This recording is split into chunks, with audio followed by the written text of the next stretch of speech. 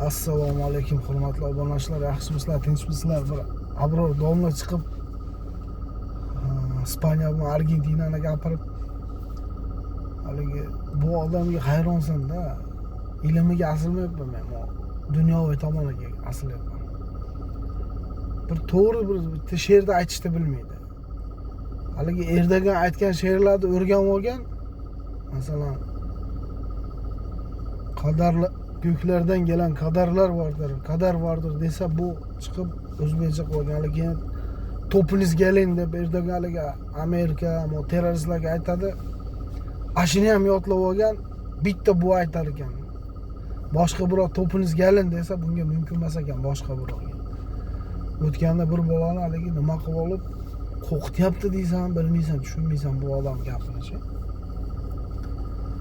Endi domla bu gap bitta sizga xos emas, bu Erdo'gan aytadi. Mana men sizga aytyapman, Erdo'gan eng ko'p bu she'rni Erdo'gan o'qiydi. Shunga sal birov shu gapni gapirsa, siz o'ziga olmang-da. Boshqalar ham gapirgan haqqi bor. Во-первых, u turklarning she'ri, o'zbeklar she'ri emas.